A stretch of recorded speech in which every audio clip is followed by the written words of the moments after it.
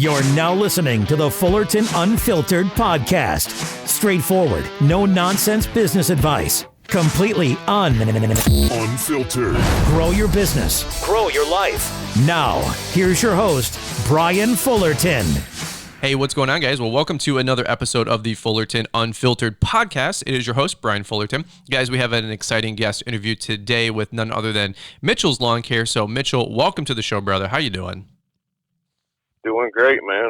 Hope you're doing good, and everybody listening as well. We're doing good up here in Michigan, man. It's been hot, it's been humid, but the grass is still growing, and things have been going really, really well.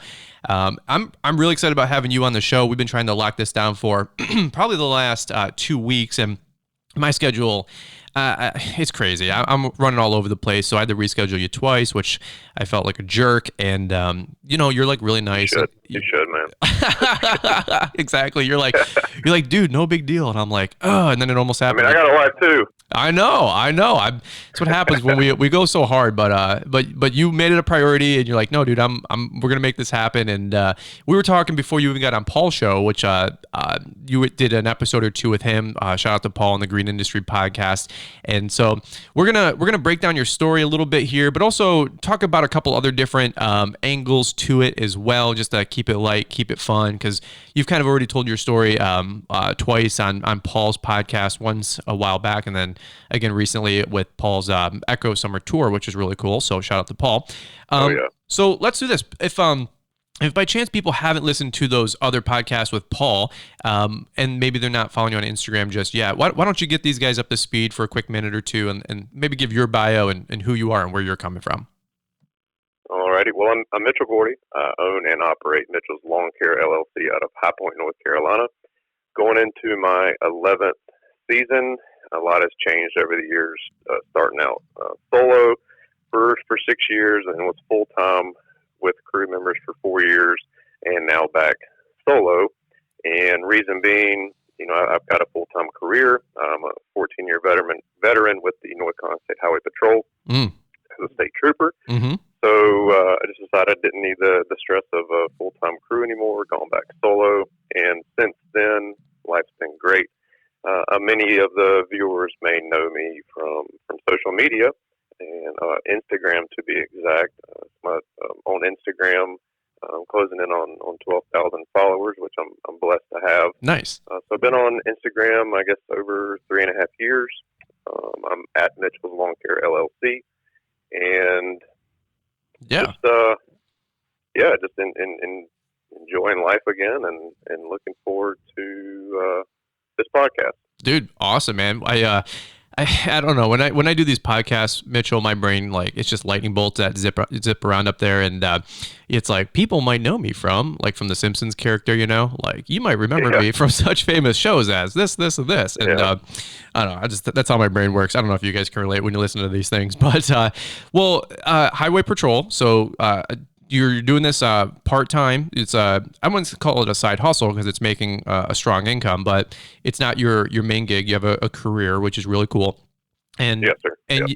You've grown big. You were small, then you grow big, then you're back to more manageable. So there's a lot of cool lessons and things that we want to break down. In fact, selfishly, I wanted to get you on the show because we have a lot of I call weekend warriors, and I mean that in full positive context. Like, of course, there's so many guys that are EMT and firefighters, and of course law enforcement, and I have a lot of school teachers, and there's a superintendent that listens to the show, and I guarantee you makes $100,000 a year as a superintendent of a school district, but he runs a lawn and landscape company with him and his son and another guy, and they do like $90,000 last year, and we did a coaching call, and I'm like, you're a superintendent, but again, it's just a manageable side hustle. So it's so cool to have somebody like you on the show, Mitchell, which is really cool. So here's what we're going to do. We're going to hear from Mitchell about some of those lessons about growing big, maybe too big, keeping things manageable.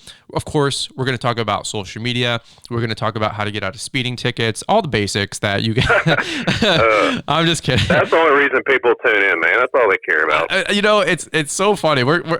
It's funny when we were talking, and I was like, Mitchell, if we're recording something and you don't want it to go out, just let me know, and I can can always edit it later. I said, I don't want you to self-incriminate. And he starts laughing because you gotta speak on these guys' wavelength. You know, it's almost like, you know, when a police officer enters in, like you go to Jimmy John's, Mitchell, and a police officer walks in, I'm almost like, I sit up straight, you know, and I'm like, you know, and I'm always like, let me get my act together. Yeah, for real. And I don't know, it's just one of those things, dude. And I absolutely love you know, our law enforcement, and we're not even gonna go down that whole route on this podcast, so feel safe on that one, Mitchell. So I don't mind, man. I'm used to it. Yeah, it's been a very dynamic climate the last 3, 4, 5 months, depending on when you guys are listening to this. We're shooting this in late July 2020. But let's do this. Before we go down the rabbit hole, we are going to hear from one of our show sponsors, which is Ballard Inc. and Corey Ballard with the Ballard products. So we'll hear from those guys, and then we'll get right back into it. Are you looking to be more efficient, effective, safe, and profitable out in the field? Ballard Products has a full line of innovative products to help you in your everyday operations. From mower gear, trailer gear, backpack sprayers, equipment racks and storage, safety gear and equipment servicing products, and much, much more. We're sure you'll find something you can't live without. With over 30 years in the lawn care industry and 20 years selling great products, we're confident these products will meet the use and abuse of the everyday lawn pro. Jump on Ballard-Inc.com to check out the full line of gear, and be sure to check us out on Facebook, Instagram, and YouTube as well. Keep grinding and be safe out there, friends. Awesome. We'll always appreciate Corey Ballard and Ballard Inc. sponsoring this episode of the Fullerton Unfiltered podcast. And by the way, a lot of you guys have been using the Brian's 10 code, which does save you guys 10% on the Ballard-Inc.com website. A lot of you guys have seen me use like the Super Jack, the Catch Pro we're going to be using in the fall, the gloves, the fire extinguisher, the first aid kit. A lot of you guys have been picking up the Advanced Shoot. So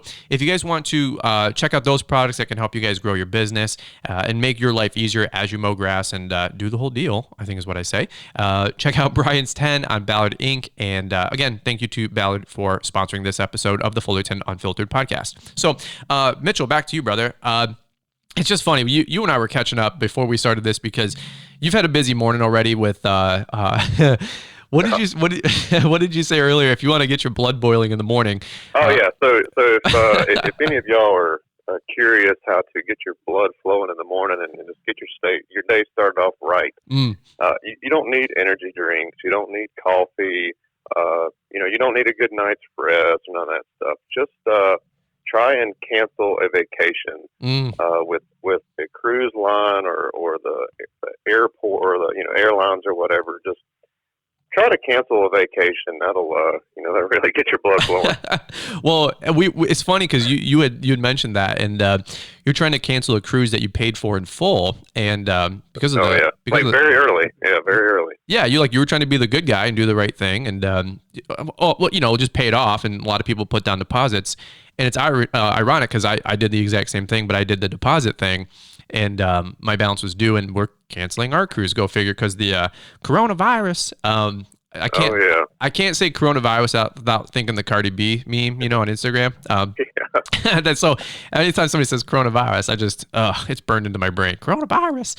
But so you were trying to cancel with the cruise line this morning, and I had just did that literally 2 days ago in the evening, and man, it's like going to war with these people in the airlines, bro. It is. What is with that, Gosh. I don't know, man.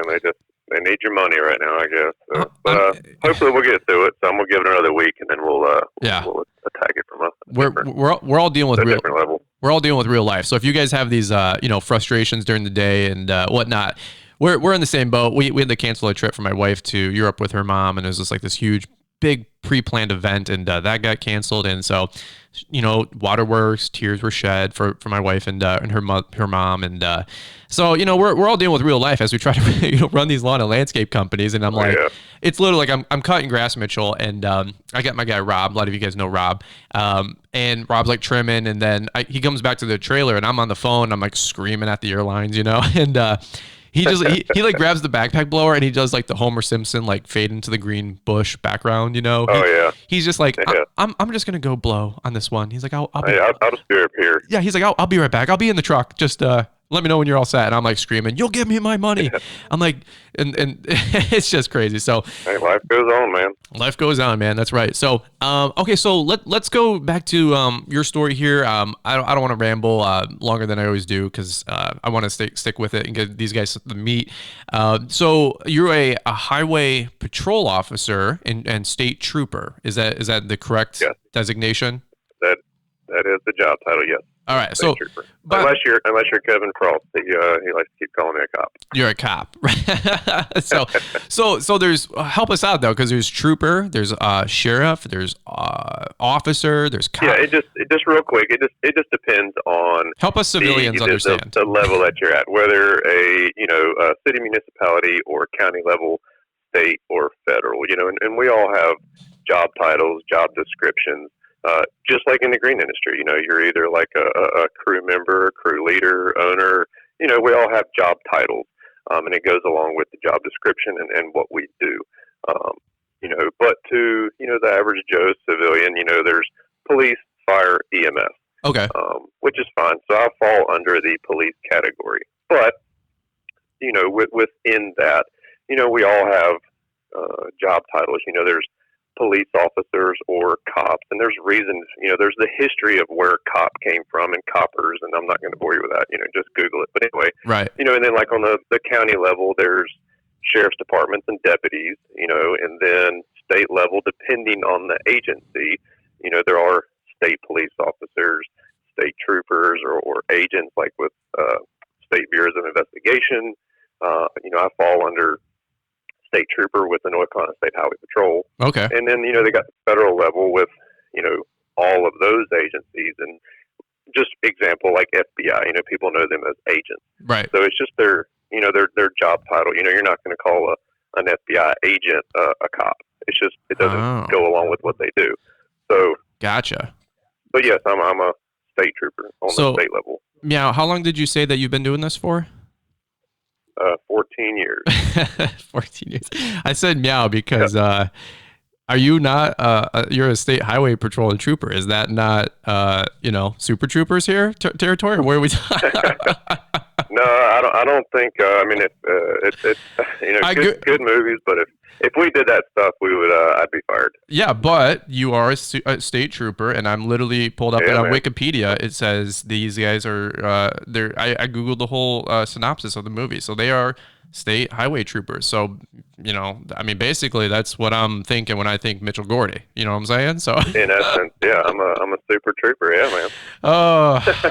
You should do the meow game at least one time. Come on, that's only 9. It's only 9. We've done that. So of course, when that movie first came out, we all thought it was a hit, and actually, I did it with a trainee a while back. Oh gosh! And we actually used the meow thing, but we didn't go as in depth as they did on the movie because it's impossible to maintain a straight face. And I didn't do it with somebody that.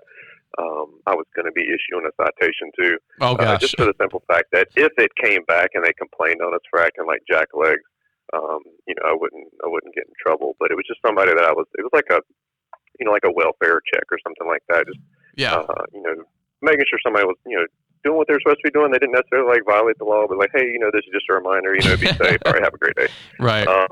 But we did the meow thing, and then you get it out once or twice, and it's like the guys in the movie. You just it's impossible to maintain your composure because it's funny. But here recently, we try to do things to make light of situations and have fun. We're human just like you and everybody else. Right. But sometimes we'll have words like just random stuff that we hey, listen, see if you can get this radio across this word across the radio.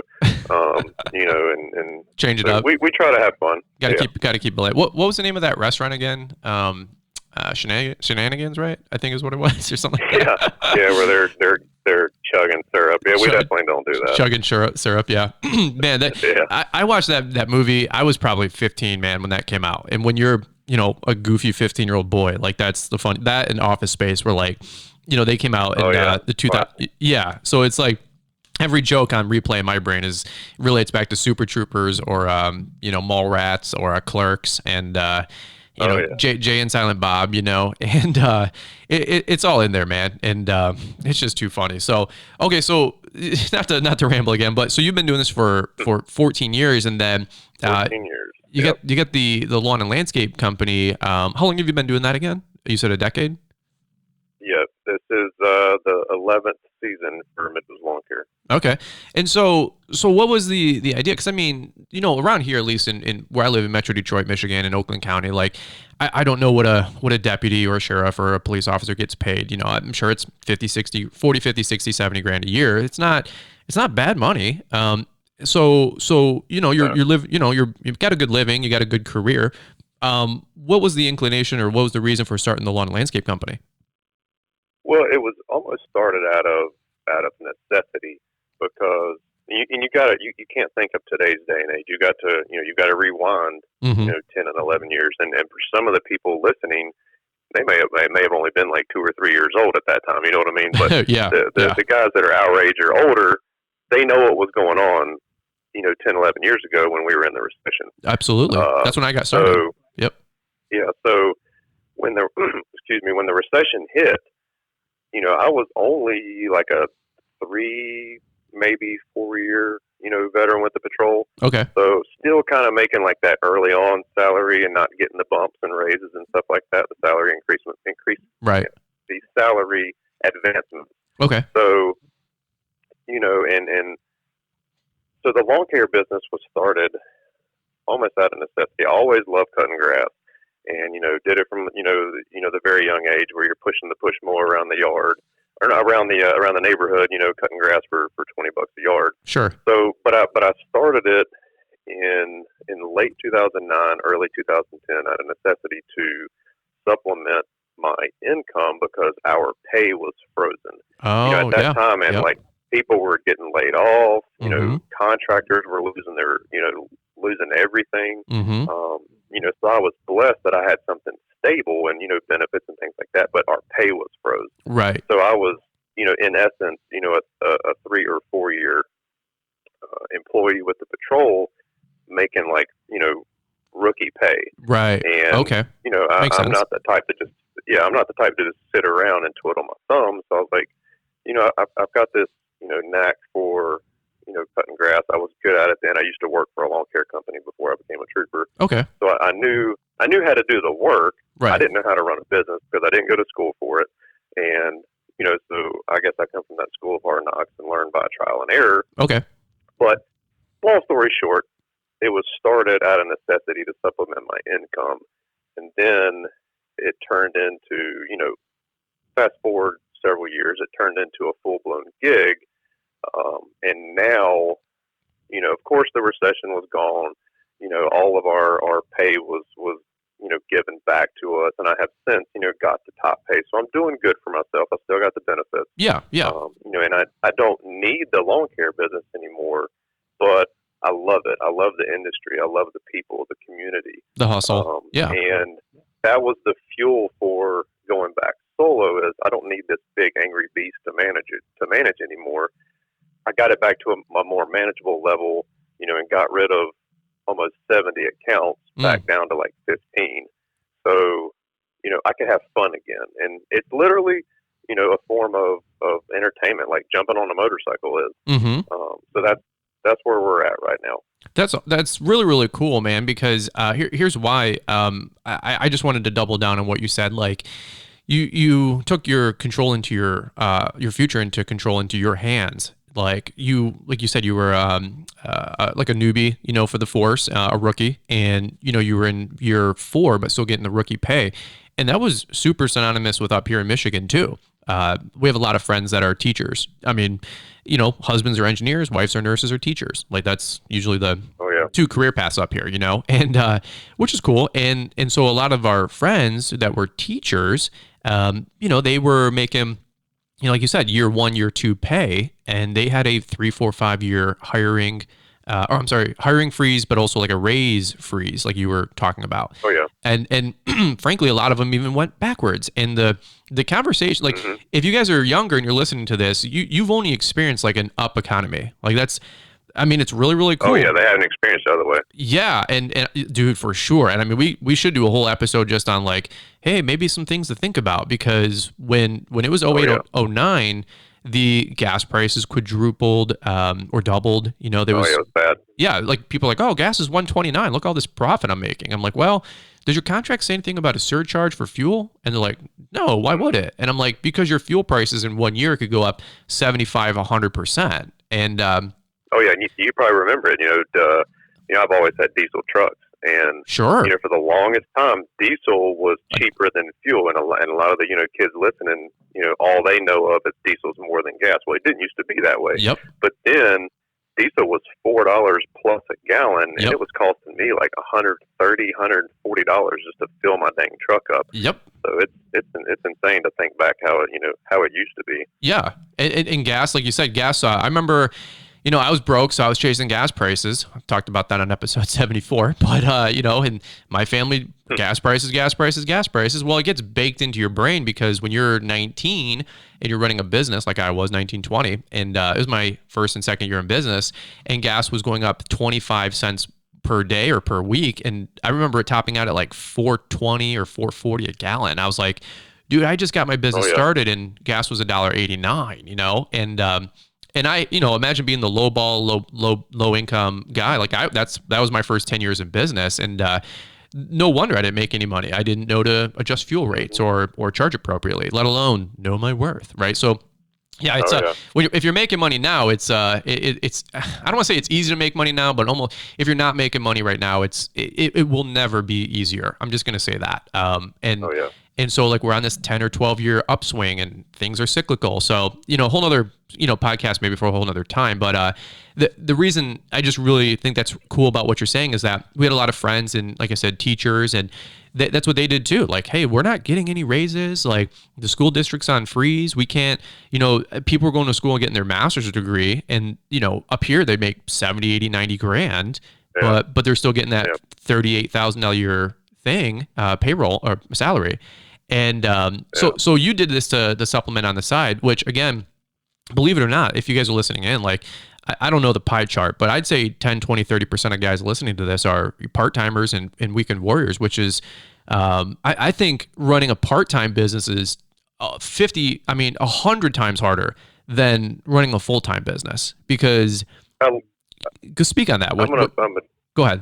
Yeah. Well, and I think that's why a lot of, I use the terms a lot of it, loosely, but a lot of people can, relate to me and like you, I get several messages a day from, guys and girls that, lawn care is a part-time thing for them, and it's a supplement to their income. And it's not just officers, firefighters, EMS, because of our crazy schedule where we have days off, throughout the week and stuff like that. But, it's especially the younger crowd that are students and, high school, college, people that have other jobs, other careers that are a full-time gig, and they're doing lawn care on the side, landscape and hardscapes on the side. Right. And, there is a ton of people out there that do that, and they are, quote, your weekend warriors, but they're doing it the right way, so they don't give the industry a black eye. Right. They're not that $20 cut guy that we always talk about that is the black eye for the industry. Right. But they're hardworking men and women that are doing the right thing for our industry, but they just happen to have a full-time career doing something else. I love those guys. And I really feel like that's been my sweet spot because of what I do. So, take out the law enforcement officer thing. It's just the fact that, it's a full-time job with part-time lawn care. And like you said, there's a large percentage of people that do that. Oh yeah.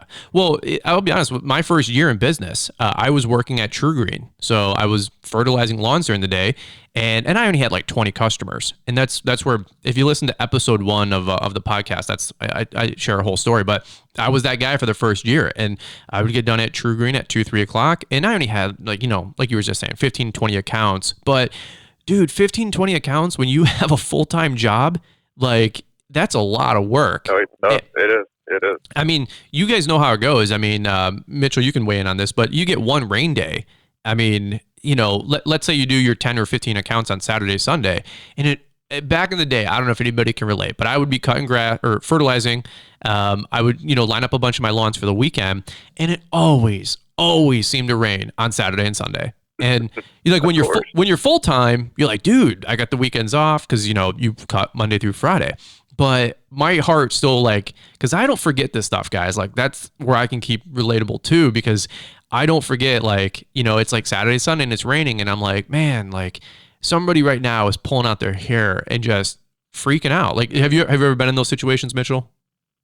A bunch. I mean, and for me, it was more, when I was part-time. When I was running full-time. Yeah. Because we were 100% maintenance oriented. Okay. And, we didn't do landscape installs, didn't do hardscaping. We just did, full-time property maintenance, cutting grass, et cetera. Sure. And, we had a full schedule from Monday to Friday. I wasn't that company that had, like a half day during the week as a buffer or a day off as a buffer. I mean, it was literally from the start of Monday morning to the end of Friday, full blown, So if we had a day or two of rain, it was stressful for me, trying to play catch up, reschedule, how we're going to fit it in, stuff like that. And then, and going to the employees, the crew leader, hey, you may have to work a full day on Saturday, and then, getting the grumbling from them.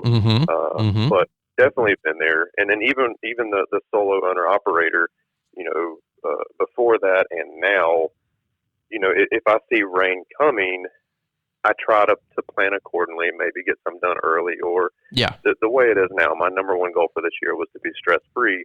If I don't get to them this week, listen, just communicate with your customer, and that's the biggest thing. I want to step on that real quick, or touch on that. Great topic. Communication is key. If you know that you're not going to be able to get something done, if you can communicate it with your client beforehand, a couple days in advance, that right there would alleviate so much stress from you. Yes, there may not be that source of revenue or whatever, depending on how you price your jobs and contracts, whatever.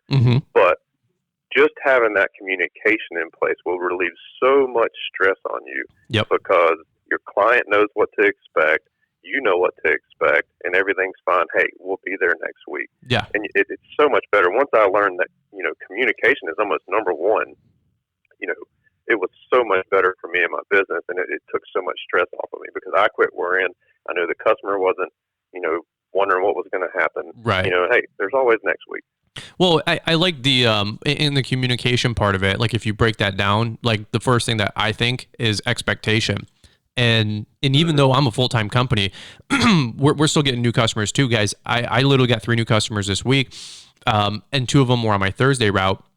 And I told the lady, one of them that was happened to be home when we were cutting her for the first time yesterday. And super nice lady. We're just new service, and I still took like an extra minute in the driveway, and mower's running, but I'm just like, hey, excited to take care of your property. Like, don't worry about anything anymore. Like, we're like, you got us. She's like, I'm so thankful for you guys. Like, I'm like, you'll never have to worry about the lawn and landscape ever again with me on your property. And she was like so happy. And I said, yeah.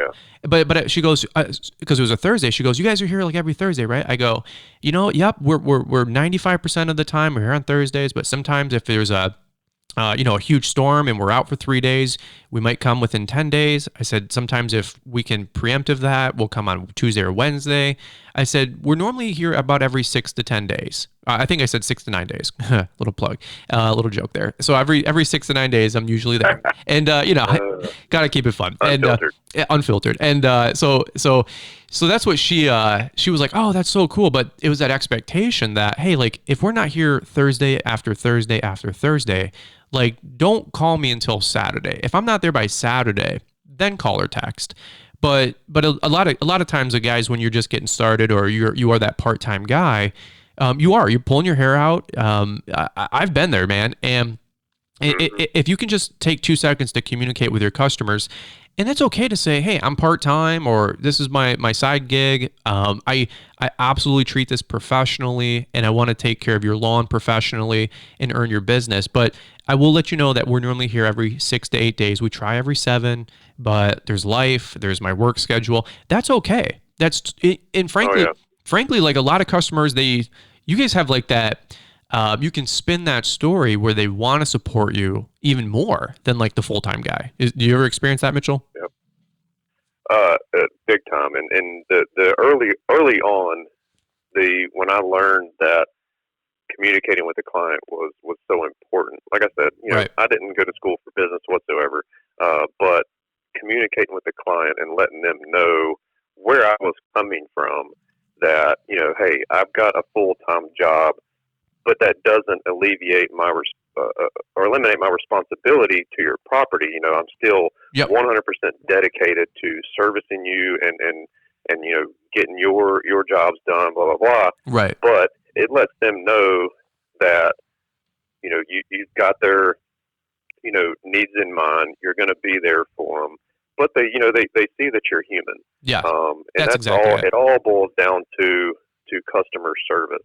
And with me, it was learned over time. It wasn't, it wasn't a natural thing for me to be, to have customer service. But, the quicker that, guys in business can learn communication and customer service, I think it would really help them. It helped me. Yeah. And I know, you're great at dealing with the customers. I really think that's invaluable. We learned over time too. I mean, just this first 20 minutes of some of these tips would have paid huge dividends for me my first, few years in business. Cause there was days where, I would have equipment breakdown and I couldn't get out there for 3 days. And, we have a great dealer and they can, usually turn our equipment around pretty quick. But just communicate with the customer. I mean, as simple as it sounds, like shoot a call, a text, an email. It takes time. Of course it takes time, but it's worth. I think a lot of guys are just guilty of being, we're all guilty of it. We just want to mow and work, but there's the logistics of it that you've got to keep in mind to run that company. Yeah. Yeah. And think about it too. Like imagine you schedule your AC guy and he's supposed to be here that day, but he doesn't show up. How pissed off would you be if the AC guy didn't show up when you're infuriating. I mean, so if my AC guy said, hey, work van broke down, we're going to do our best to send out a secondary guy, but he's already got a full schedule, as you can imagine. We super value you as a customer. We know right now the conditions are miserable back at home. It's 88 degrees in the house. But we do have a contingency where I guarantee you I can have that other guy at your house the next day at 9 a.m., for a service call. I would be mad. I would be frustrated, but I would be okay with it. You know what I'm saying? Like, oh yeah, I'd be like, oh man, it's going to be 88 degrees tonight. Do we get a hotel room or do we just, camp in the house? Sure. But even if it was like the most, and I'm being like dramatic first world problems here, but communicate. And if they communicated and just say that, hey, no problem. Like, I get it. Things happen. And, so, you got to always put yourself in the customer's shoes and the customer's viewpoints as well. And I always think about that stuff. Like, hey, because I want to make sure that they're happy. And because, I don't want my reputation to be tarnished because I didn't take 2 seconds to make a phone call. And like you said, Mitchell, most people are pretty understanding when you can work with them, but communication is definitely key. I want to maybe pivot a little bit here and give these guys a little bit more context to your business story the last 10 years, but last 3-4 years especially, because definitely some valuable lessons we can learn and maybe some things that can help some of these full-time guys and part-time guys, of course. Just a little prelude, Mitchell had a great business, like he said, then he got bigger, and we always say on the podcast, bigger doesn't always mean better. And, there's a lot of truth to that. Yeah. So I want to unpackage that story for a few minutes, because I heard you talk about this on Paul's podcast, and I remember seeing like just a lot of great feedback where this was really, really helpful for people. And people always come at me, why don't you get a bigger company? And I'm like, I'm very happy with where I'm at. And so there's like this pressure to grow just to grow.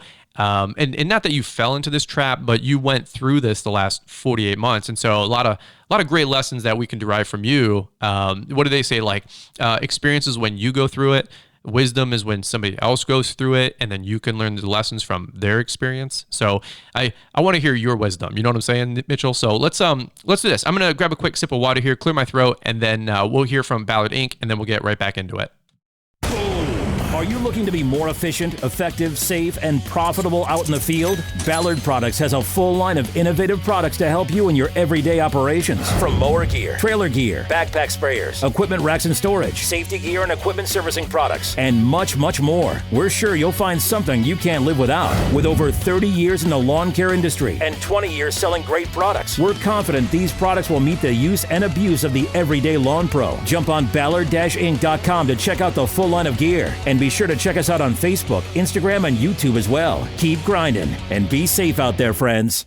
Awesome. Well, again, always appreciate Ballard Inc. sponsoring the show and all of our sponsors that sponsor the Fullerton Unfiltered podcast. Definitely couldn't bring you guys all this content without them, because it takes a lot of time and energy and finances as well to keep this going behind the scenes. And again, if you guys are interested in any of the Ballard-Inc.com products, the Darwin's grip, you can even get Cujo's there, his rack that allows you to open up the easy gate for the trailer racks. Tons of great products over at Ballard-Inc.com. Brian's 10 does save 10%, which is really cool. So if you guys haven't checked out those great products from Corey, and by the way, a little plug for Corey's podcast, the Green Grind podcast. So if you guys want to hear, I think they do a weekly or a bi-weekly show, but go check that out at the Green Grind podcast. We'll leave that in the show notes.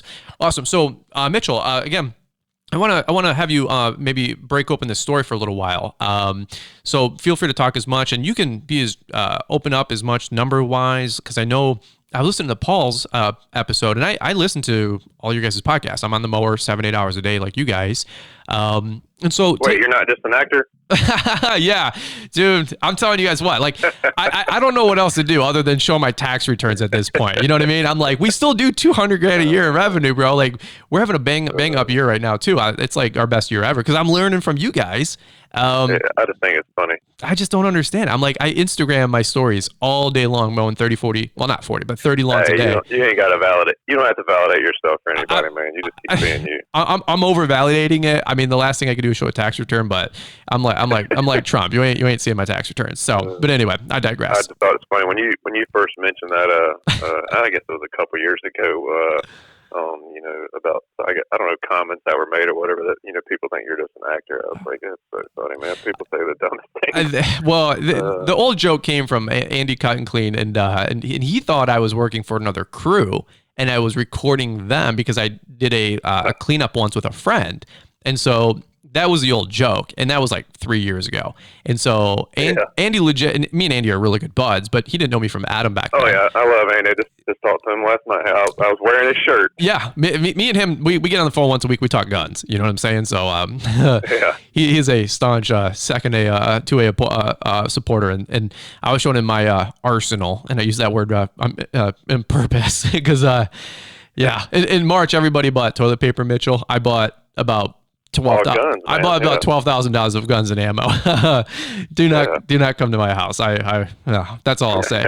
And I got carbine training. We're going to this week. I got CPL. We're it's a whole different story, man. We're cock locked and ready to rock. But I digress. So anyway, yeah. But that's what Andy was saying, and he was just poking fun. But so we just ran with it ever since. But it's just, I don't know. I'm like, whatever, man. I'm not in competition with anybody. If you still, I heard one guy say that I was a patsy for the NALP to trick people to get into the industry to help fight the labor issue.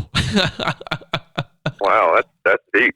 I was like, yeah, they hired a little podunk Brian's Law Maintenance to trick people into thinking lawn care is cool and fun to help recruit people into the industry because there's a labor shortage. I said, wow, that is the most ambitious thing I have ever heard. I said, that's a good one. I said, I'll do it if they want to pay me $100,000 a year, I guess. But funny, those checks never come. You know what I'm saying, Mitchell? So, but anyway, all right. So you guys always crack jokes. I laugh, and the stories that gain legs out there. I'm like, man, if people only knew. But ratings and reviews. Each week, we take a minute to highlight your guys' reviews of the show. Awesome. Well, hey, wanted to just take a quick second here, a little plug for these guys that left us some ratings and reviews. Guys, these reviews and ratings are incredibly important for the podcast to get it surfaced. So if you guys have been devouring the show, you're finding value in it and getting a lot of beneficial information, hey, if you guys want to reciprocate and just do me a quick solid, it takes 2 minutes to do, not even. Just look down at your phone, scroll all the way to the bottom, especially if you're on iTunes, and just leave a 5-star rating and then a couple sentence review just to give it some social proof, let other folks know that the podcast has been helping you out so it can also help them out. So a couple ones that we want to highlight was Reed Seiler. Every episode is fire. He did the little fire emojis, which is really cool. Viking Services. Hey, if you want to learn and listen to Brian and his guests, if you want to laugh and listen as well, Brian has a great ability to interview guests and to talk about different products. So that's awesome. Viking Services. Lake Taps Landscaping. Brian has a great insight into his business. I come from a business background and lost my job due to the pandemic. I decided to start my own lawn and landscaping company, and I'm so glad I found this podcast. Really, really awesome stuff there. Miguel on the Go. This one, number 72, is Real Life, Keeping It Humble. Thanks for keeping it real. Brian, you and Liz are pure motivation. Wechter Landscaping, or Wechter, I think it is. Brian, just want to say thank you to you and Liz for all the amazing info you're putting out. It has to help me navigate my first year in business. Please keep up the amazing work. And one more we'll cover here is A&A Landscaping and Lawn Care. Keep it up. Always great and entertaining content. Hey, right back at you guys. Hey, guys, thank you so much for the ratings and reviews. They really, really do mean a lot. First off, I appreciate the feedback. It is one of the direct ways that I get to know that this kind of content is helping you guys out, besides, the shout-outs on Instagram and the repost, which is always appreciated. So, guys, if you haven't left a rating or review just yet, we really appreciate it if you would take 2 seconds and do that for us. It means a lot. All right, that's it. Let's get back to the show. Want us to read your review next? Let us know how we're doing, and we might just read your review on next week's show. All right, so let's go back to your story. So when did you decide to get bigger? So you were to continue on this lineage. So you were doing this just a supplement, and you can make an extra 10, 20 grand a year with a lawn care business on the side. I think that's amazing. Oh, yeah. So was it just like this thing started to turn into a runaway freight train, and you were just getting more customers, and it was getting easier, and then, I mean, you grew a 6-figure business part-time. That's crazy. Oh, yeah. Well, it like I said, it started out of necessity, and then it turned into something that I didn't plan for it. And, okay. And I guess I based, how I ran my business on, number one, my upbringing, how my mother and father raised me. Mm-hmm. Just to be, respectful, professional, your image is everything. Sure. And especially with the highway patrol, being in the public eye all the time, mm-hmm. Every move I make, as far as, good or bad, can come back on me. If I stump my toe and do something stupid while I'm off duty right now, mm-hmm. What are they going to do? They're going to plaster across the 5 o'clock news that, mm-hmm. Oh, Trooper Gordy did such and such at, yep. such and such place, Yep. So I'm always in the public eye, and image was always very important to me. Mm. So, one, doing a good job for my customers and keeping my equipment clean and maintaining that image in the community, along with word of mouth advertising, paid dividends for me. Okay. I didn't, for the longest time, I didn't have a name on the truck or none of that stuff. Like, I wasn't doing any, guerrilla marketing or door hangers. I wasn't doing any of that stuff. My customers were speaking for me. So fast forward 6 years, and I got to the point, I had a problem with saying no, and I think we all do. Sure. Yep. Customers like, hey, can you do this? Yeah, sure. I'll drive 30 minutes, or 40 minutes over that way, not thinking that I got to drive back, so there's an hour gone. So I was, in essence, I was the yes man. Yeah, I'll do it. Yeah, I'll do it. Yeah, I'll do it. Right. But, that provided, revenue. But what I finally learned is windshield time. The first time I heard windshield time, I was like, wow, I never thought about that. Mm-hmm. And then it got to the point where I was like, I'm doing too much. Okay.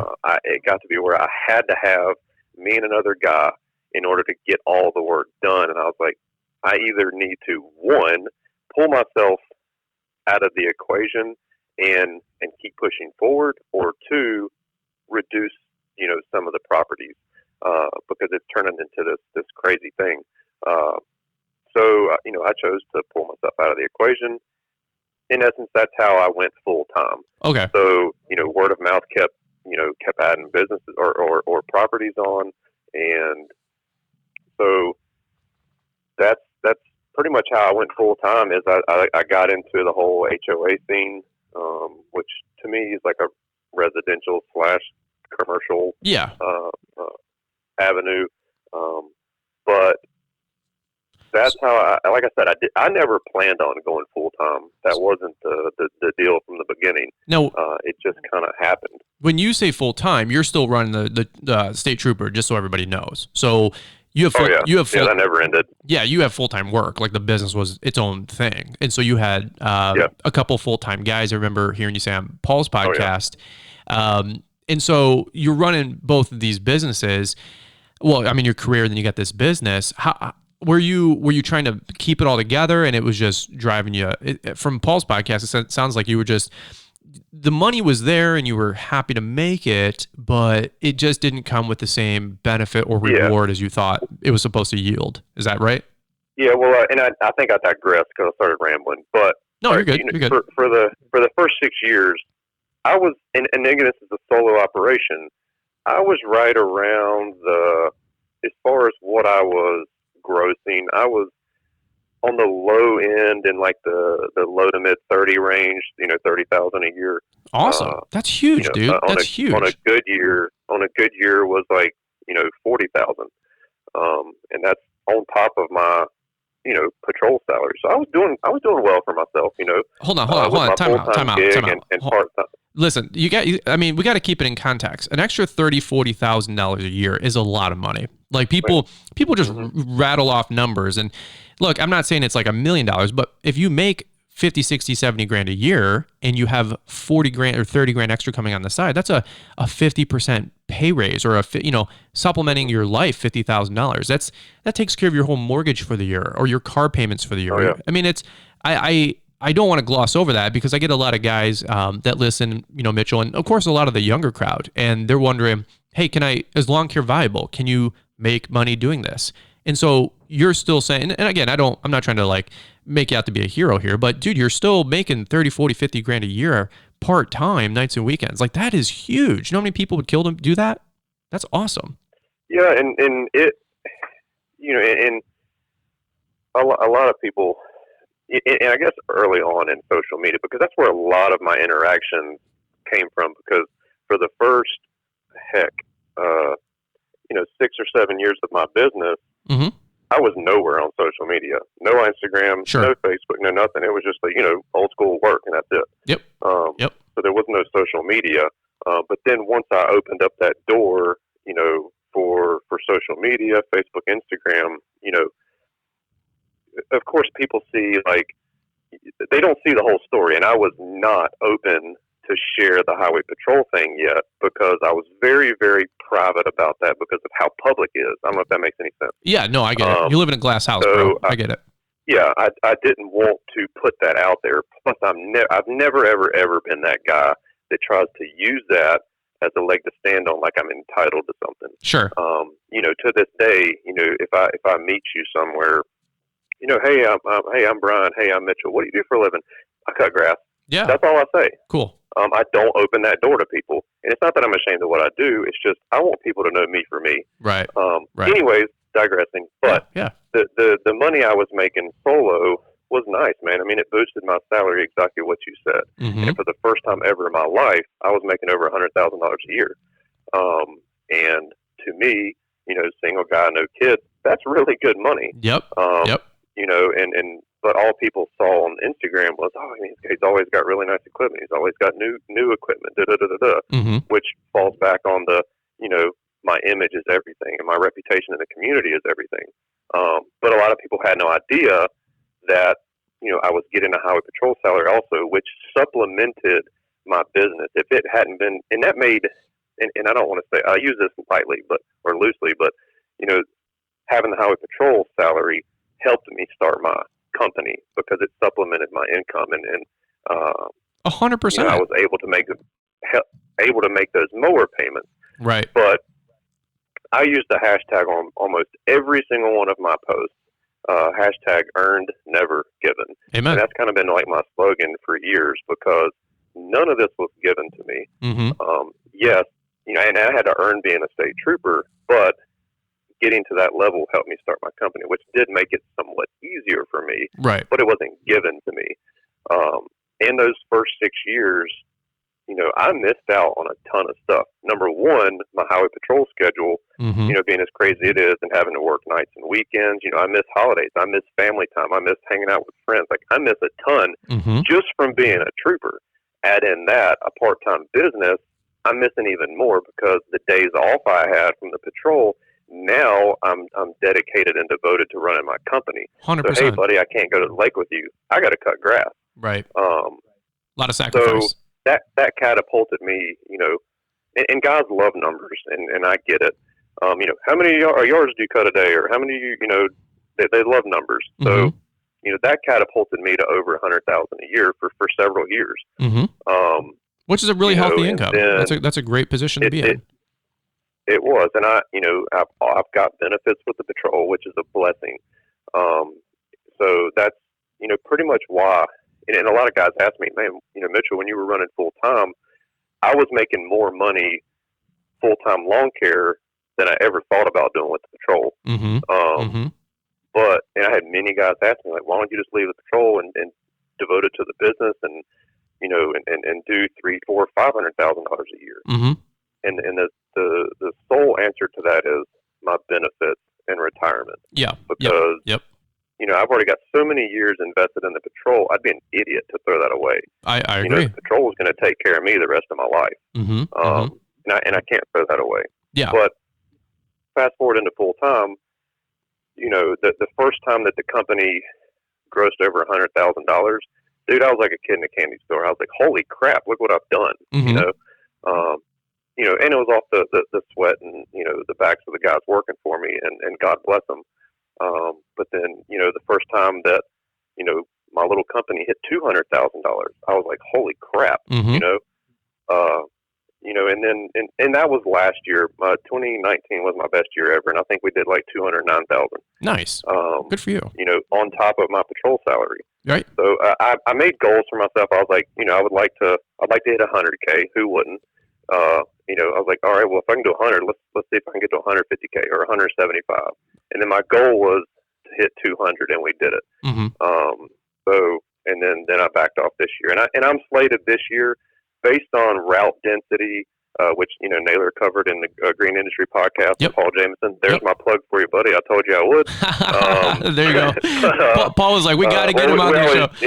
Yeah. We joke back and forth because they mention you a lot, but y'all support each other, and I think it's great. But route density, less windshield time, boost my overall gross revenue. Sure. And because I'm doing more and wasting less time. Yeah. So this year, solo, I guess I'm on track for doing close to 50,000, which is nuts. Nice. So there's the numbers for you. No, dude, that's super helpful. For real. And a lot of these guys that listen, like, they want to know these kind of numbers, And again, Again, I here it's funny. I don't know if this relates, but if you're married, you can totally relate to this. Is that okay? It was me. I was living as a single guy, but then when you get married, you would think logically your expenses would double, but they like triple or quadruple. So and that's just how it is when you get a bigger business, because you need more insurances. Your insurances goes up. You need different types of insurances. Oh, yeah. Now you have employees, and there's payroll. And when you have like your buddy that helps you knock out 12 yards and you pay him $250 cash, which everybody's been there. And if you say you don't, like, you lie about other things too.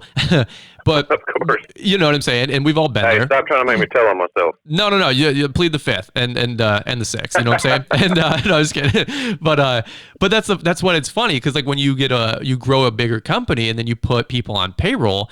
Well, your $15 an hour guy or $18 an hour guy costs you $25, $26, $28 an hour. And you don't know that when you're part-time, because you're like, oh, I'd pay a guy $15 an hour. Like, yeah, let's make him official. But what you don't, this is what I had to learn a handful of years ago.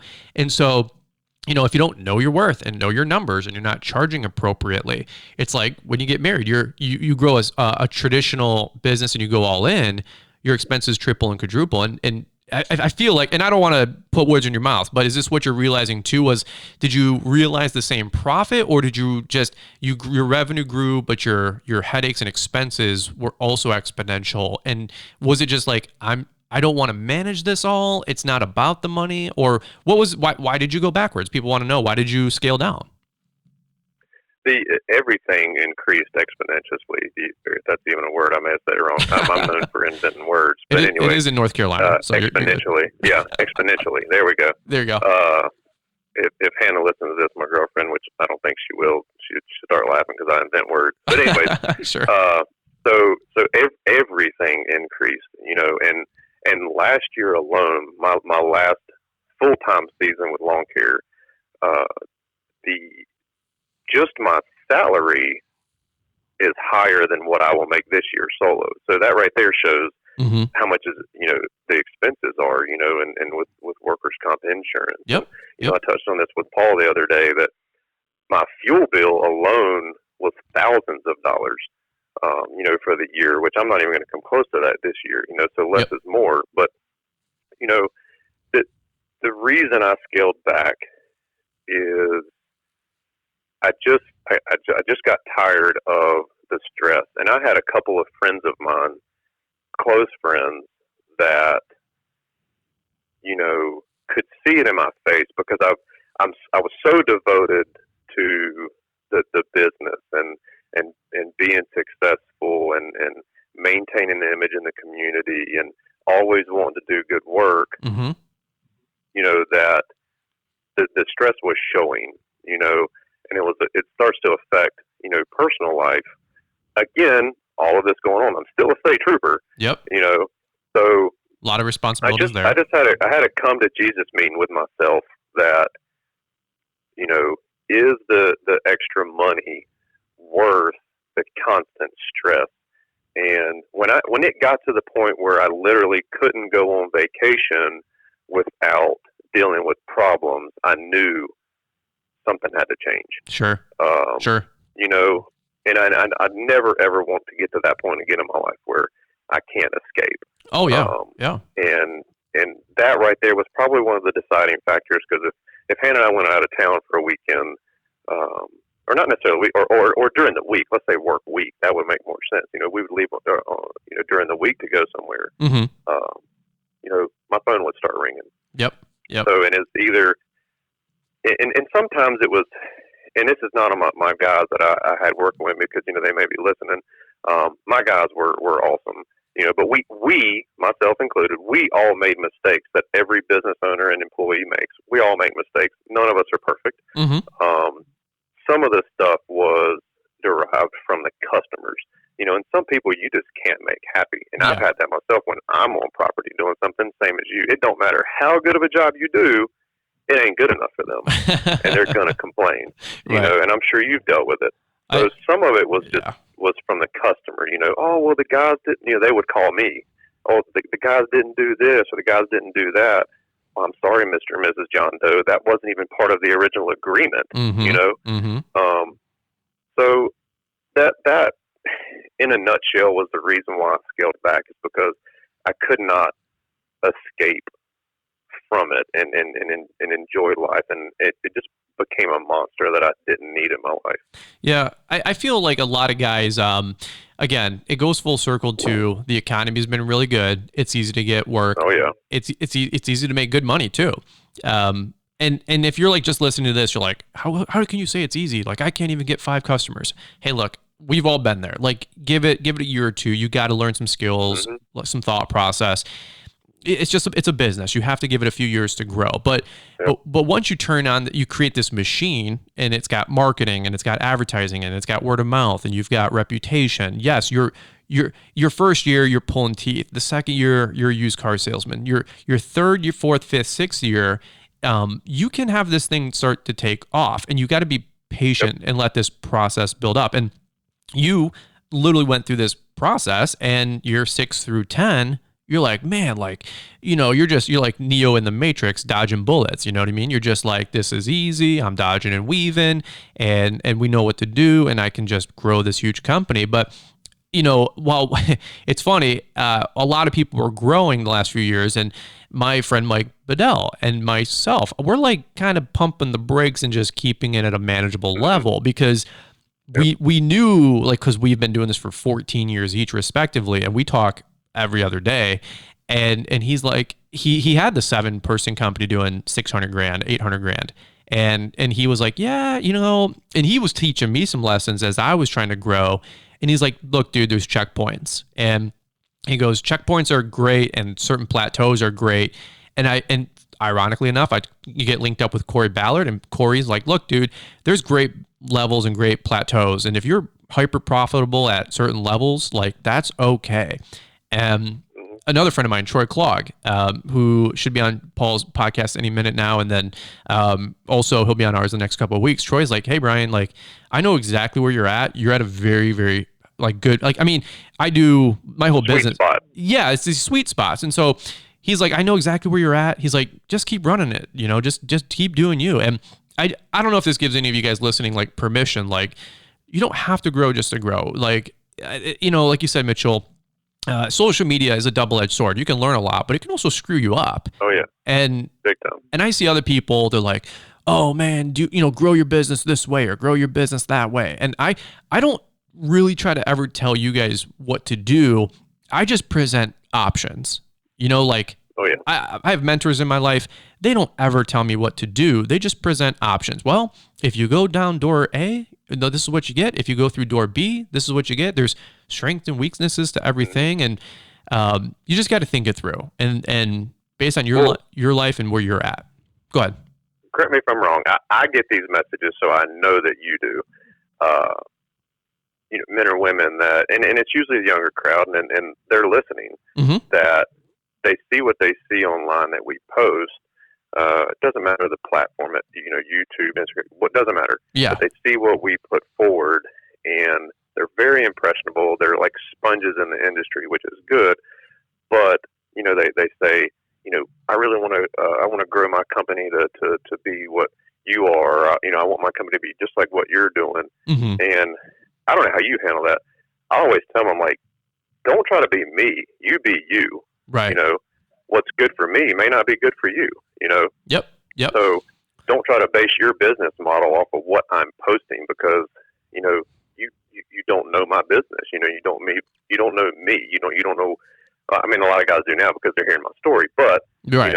You've got to be you and create your own business model and make your own footprints in this industry, in this community. Yeah. Go ahead. No, it's really good. I heard a friend say he was interviewing at a company. This is like 10 years ago. He was interviewing at a company. He was an engineer. He just got his engineering degree.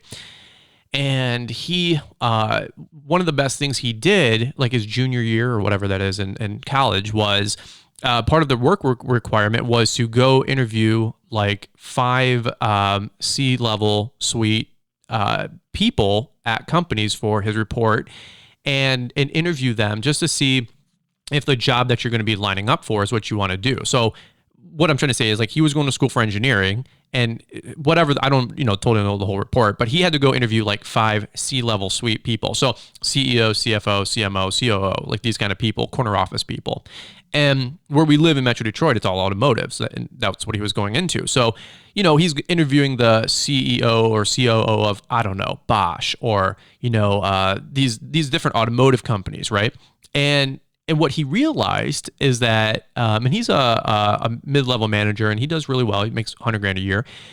And what he realized is that there was more happiness found in the middle management than there was anybody in the executive and the corner suites, the C-suites, because the C-suite people were like traveling to China, once a month. They were on their laptops at 6 a.m., their laptops at 6 p.m. They're avoiding their family and all this mess. And so what he did, and he goes, it was really insightful, and I'll relate it back to lawn care, is he went and interviewed the end product, right? Like what is the lifestyle of this guy after 20 or 30 years if I go down this route? And he realized, like, he changed his career path and trajectory, 1 degree, and it got him to where he's at now. And he's really, really happy. It's a very important job, important role. But he's like, I originally thought that I wanted to do this, but he goes, it was so insightful.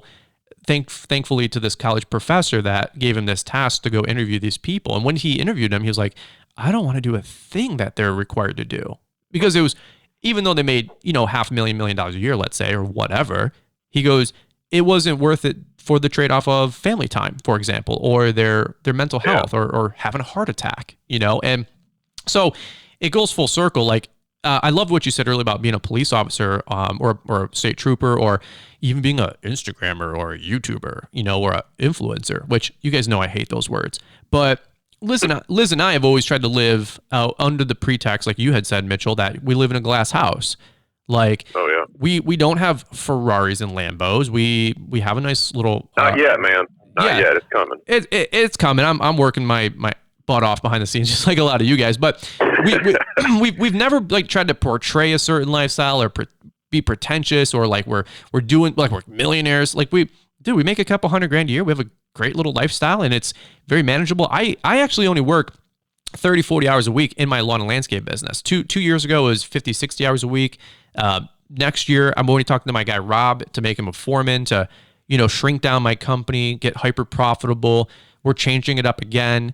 And I want to work less so I can do more YouTube stuff and keep both businesses. But again, you have to figure out like what makes you happy. Like, and exactly what makes you happy. And you went through this whole what do you call it? Like just experience, and you went not through the valley in a bad way, but you had highs, you had lows, you had wins, you had losses. And what's your takeaway from it? Was, again, you said you wanted to have a little bit more peace in your life, a little bit less stress, and you're already making the money, so it wasn't always the money, right? No, it wasn't. And it, the whole thing was enjoyable. I never, went to the next step, or, advanced and did more and more and more for the money. Like I enjoyed all of it. Yeah. And a lot of it was just for fun. And I don't want to sound this as bragging, but I didn't, You didn't need it. Once everything was stable with the economy, 2011, 12, when things started to get better, right. I didn't need the lawn care, quote, supplement anymore. I did it because I loved it. I enjoyed it. Yep. But my take on it was, if I could do it all over again, I would. And, I would do things a little bit different and learn from my mistakes. Mm-hmm. But I don't live with any regrets or nothing like that. So no, I think it's really cool that people can learn from your story, my story, the other 50, 7,500 podcasts we've done. That's why I just love presenting options. Like, and again, I think sometimes we get trapped, like not being able to pivot in our businesses. Like if your business is growing and you want to axe 20% of it, do you know that you're allowed to do that? Like, radical thinking here. I pruned a whole route 3 years ago, I guess now. And, back then that was $20,000-$25,000 a year worth of work for me. Like, that was a lot of money. Oh, yeah. And I did replace it. But at the same point, like, you're allowed to change your business. If you don't want to work 5 days a week, work 4. If you want to work 4, just charge more on the first 4 days, then recoup the revenue from the 5th day. You can raise your prices. You can cancel people. You can get rid of accounts. By the way, once you know how to get accounts and get customers, and literally, I know, like, I know if you're listening to this and it's your first year, you hate when people say stuff because you can get customers at will.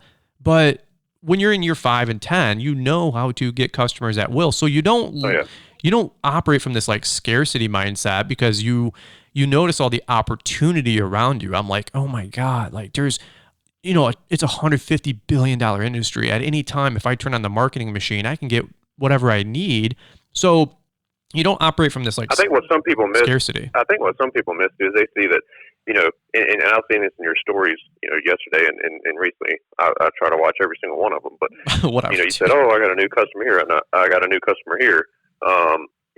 Same thing that went for me is, "Oh, I got this new customer," and what a lot of young viewers and listeners right now don't see, that like when I now don't know about you, but when I was posting like, "Oh man, new commercial client or new residential client," what they didn't see was the 6 hours I spent that day putting out 1,500 door hangers or something. Yes. Yep. To get that 0.0275%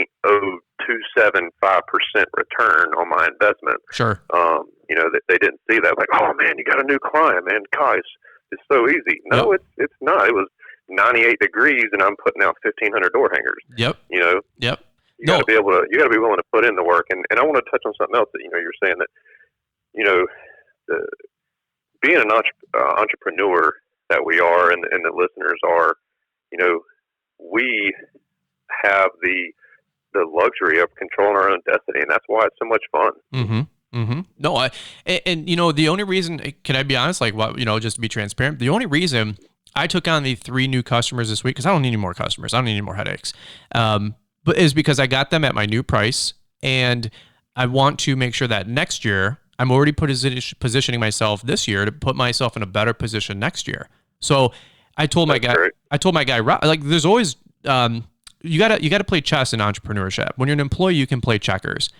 That should be a good meme right now.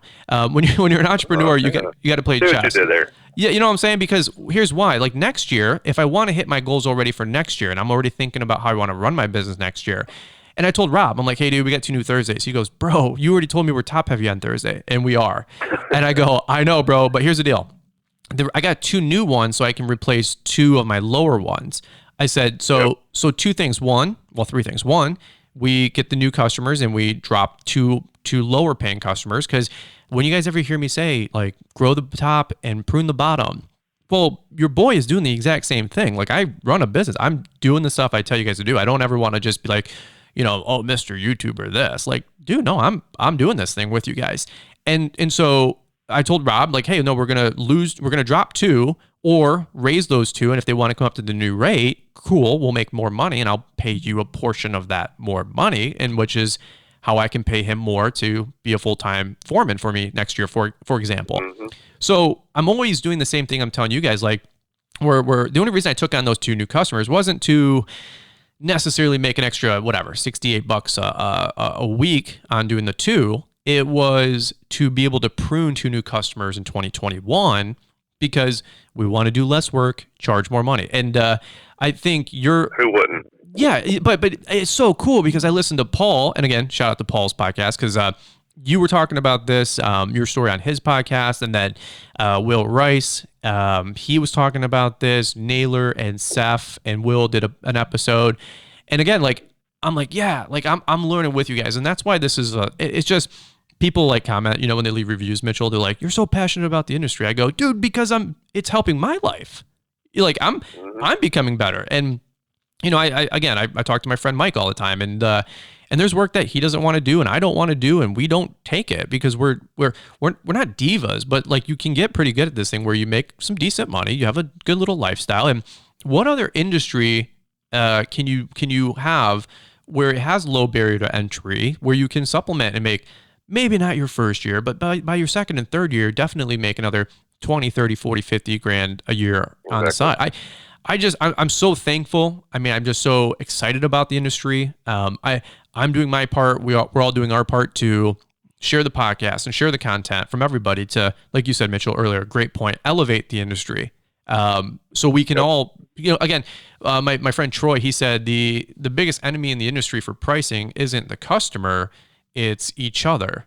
And I hit on that with Paul. Yep. Yeah, I mean, why? We're our own worst enemy. Yeah, I mean, why is my base cut $34 and not $55? Well, because my region, my local area, guys are still charging $25, and it's like, if we can all raise our rates and grow together, #grow together, and as Paul says, a rising tide raises all ships, then we can continue to grow this industry. So if you're a new guy, or part-time or part-time weekend warrior, all in a good light, hey, I'm charging you with the same expectation that if you get into this industry and you learn from me and Mitchell and other guys and Paul, I'm going to charge you that you're no longer a rookie. You're no longer the newbie. I don't care if I don't care if you listen to one podcast or one YouTube video, you're now a veteran. And you need to help us all. We're all in this together, raise those rates and work together.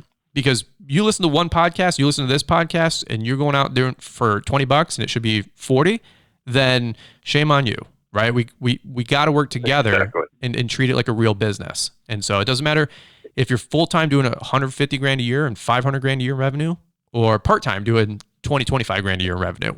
We all got to work together to keep this thing as profitable as possible. So not so we can make more money, but that's the derivative is family time, lifestyle, helping us pay our bills. That's what we need to do and treat this industry serious. So sustainability.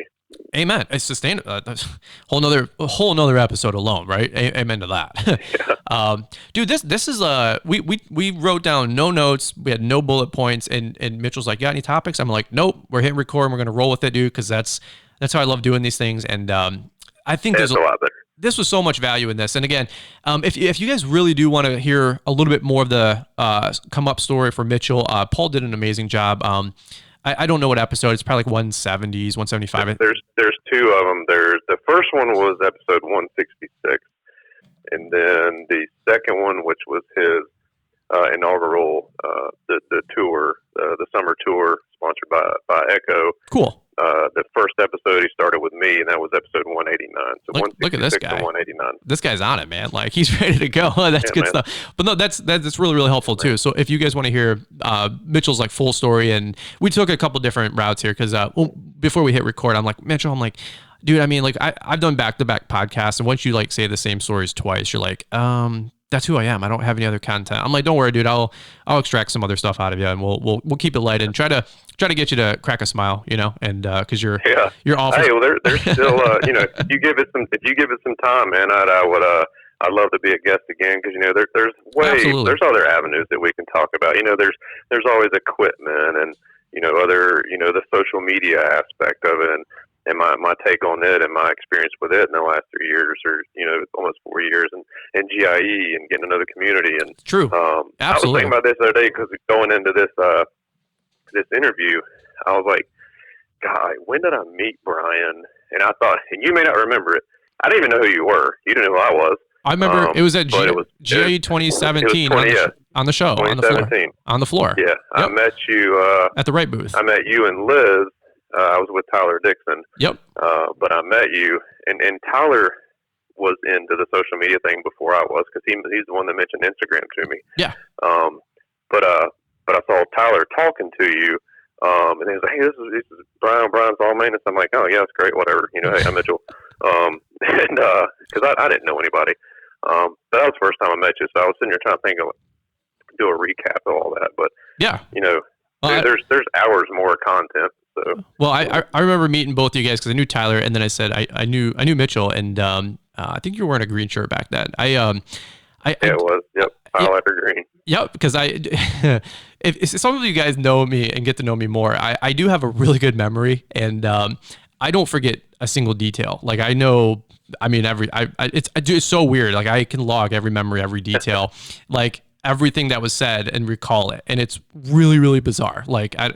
So maybe that's one of my claim to fame is I don't forget stuff, and I'm not all running around helter skelter, But I remember bumping into you guys because it was literally Friday, like 3:00, and like we're all breaking things down and we're all ready to jet out of there. Oh, yeah. And but I shout out to Tyler as well, because another great dude, Tyler Dixon. And I mean, that's where I first met you, and that was I think my first GIE, because I missed 2016 because I had a friend's wedding, and I wasn't able to go. And that was our first year. Yeah, and by the way, like I wasn't a big deal, and I'm not a big deal. Like if Tyler was like, "Hey, Brian's on maintenance," it's probably because I owed him $20. You know what I'm saying? So it wasn't because I had. Well, I mean, you were doing YouTube videos, stuff like that, and I was very, very new to Instagram. I knew nothing about YouTube and none of that, so I didn't know anybody from that close scene. I didn't know Stan or Geek the Freak. I never seen any of those videos. Didn't know who anybody was. Yeah. I probably had 5,000 or 10,000 subs. I was no big deal. I'm still no big deal. People run up to me and they're like, "Brian's on maintenance," and I'm like, "What up, dude?" They're like, "Man, he's got 100,000." I'm like, apparently that's. Dude, you're so popular. You got to quit saying that crap, because you're so popular. You shut people's Instagram accounts down. That's a fact. That's a fact. I don't know. I was worried about it. I was like, man, I can't be on this podcast if you're going to shut my Instagram account down. Well, okay, so funny story. You guys know Christian from CNI Services. I got his he got blocked out of Instagram for a week. He got suspended because I got him like 700 followers in a day by like doing a couple shout outs. And I guess that's what happens when you have bigger stuff. And I felt, Mitchell, I'm telling you, bro, for real. I felt so bad. I was like, Liz, I just got this 18. It's great, but it's bad. I felt horrible, dude. Cause he gained like 300 in like 2 hours. We did breakfast. And then, he got kicked out of his account and he couldn't open it up for a week. And, I'm like, so I was DMing Instagram, and there's no way to reach out to Instagram. So it's like, it sucks. No. And I was like, babe, like to Liz, I was like, babe, I just got this 18-year-old kid's Instagram. And he's got 11,000 followers. Like he's got a good Instagram. And it took him like 3 years to build. And same as me. Yep. It is funny. I've always wanted to be the guy, like, because nobody ever gave me a damn shout out ever, Mitchell. Like when I was my first 3-4 years, no shout outs, no nothing. The only time I get a shout out was when people would make fun of me.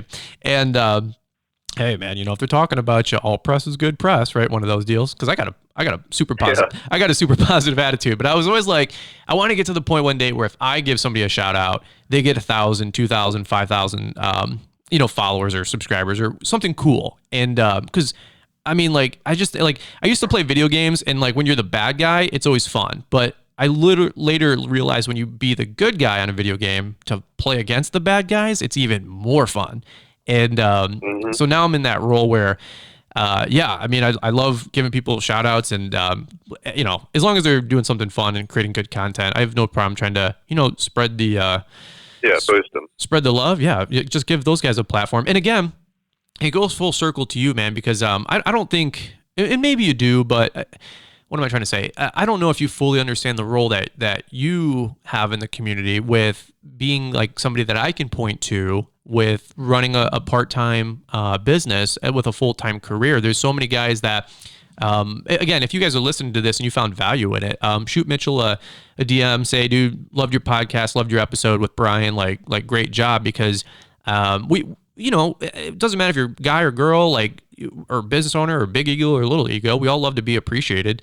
And, let Mitchell know that this was helpful, because it takes time, it takes energy and thought process to do these. But Mitchell, for real, like I appreciate you in the community doing what you're doing, being able to showcase different products, being able to, talk intelligently about things. And then again, I know you've answered thousands of DMs about how do you do it all? How do you manage both? And, so daily, man, yeah, so it's always great getting guys like you of your caliber on the show. And our businesses are in, polar, 180 degrees difference. Like I'm full-time, you're part-time, but you still add so much value to those guys. Again, I do coaching calls all the time with guys who are teachers and EMT and all this stuff, and they're like, hey, like, how do I get to 20 customers? And that's a huge role that you fill. So it's always cool. Not to make you a hero, because I know you're not in it for the attaboys, but it is really cool that you can help people in that route.